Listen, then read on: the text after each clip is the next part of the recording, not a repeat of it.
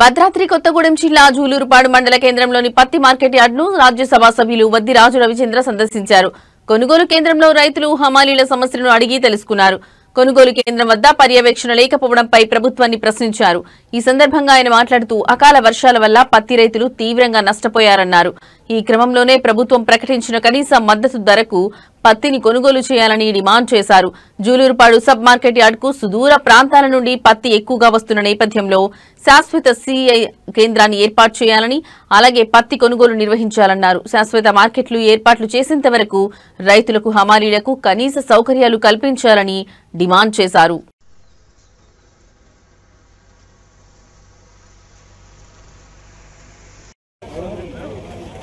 ఏన్పూర్ market sub market జూలూరుపాడులో ఉన్నటువంటి ఈ యార్డును సందర్శించడం జరిగింది. రైతుల బాధలు ఎక్కువగా ఉన్నాయి. ఇక్కడ అనేక బాధలు ఉన్నాయి.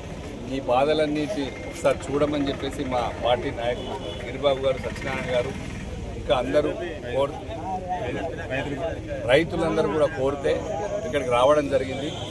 ఇక్కడికి ప్రతిరోజు ఇక్కడి నుంచి ఇల్లందు ఏరియా నుంచి కొత్తగూడెం కానీ చెర్ల, భద్రాచలం ఆ ఏరియా అంతటి నుంచి ఇక్కడ రోజు పత్తి వస్తుంది. 6 కాలం కష్టపడి పండించి రైతులు ఇక్కడ తీసుకొస్తే 8,110 రూపాయలు ఉన్నటువంటి సిసిఐ మద్దతు ధరను ఇక్కడ అమ్ముకుంటే బాగుంటుందని భావించి వస్తే ఇక్కడ సిసిఐ కేంద్రం లేదు, ఇక్కడ ఏమీ లేదు.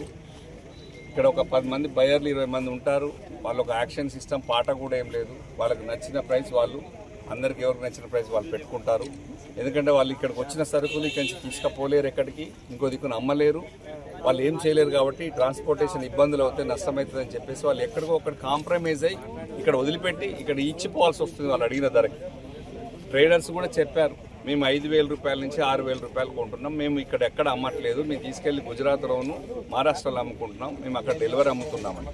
అంటే ఇక్కడ పండించిన పంటను తెలంగాణ రాష్ట్రంలో ఉపయోగించుకోవడానికి మన దగ్గర జిన్నింగ్ మిల్ ఫెసిలిటీ లేదా? మన ప్రభుత్వం ఏం చేస్తుంది? మనం ధాన్యం కొంటే కూడా మద్దతు ధర పెంచి 500 రూపాయలు పెంచాం. సిసిఐ మీద ప్రెషర్ పెట్టి ఎందుకు కొనలేకపోతుంది ఈ మార్కెట్? ఈ ప్రభుత్వం రైతుల కోసమే కదా మన ప్రభుత్వాలు ఉన్నాయి, ప్రజల బాధలు తీర్చడానికే కదా ఉన్నాయి. ఇక్కడ ఇమ్మీడియట్గా సత్వరమే ఇంత పెద్ద మార్కెట్ ఇక్కడ ఉన్నటువంటి ఓపెన్ మార్కెట్, ఇది హరీష్ రావు గారు మంత్రిగా ఉన్నప్పుడు కేసీఆర్ గారి ప్రభుత్వంలో ఇక్కడ 10 ఎకరాల ల్యాండ్ కేటాయించడం, ఒక 3 కోట్ల రూపాయల నిధులు కేటాయించడం కూడా జరిగింది. ఒక మంచి షెడ్ కూడా కట్టారు. ఏన్పూర్ కింద ఉన్నటువంటి సబ్ మార్కెట్ కింద ప్లేస్ లేకపోతే ఇక్కడ పెద్ద ప్లేస్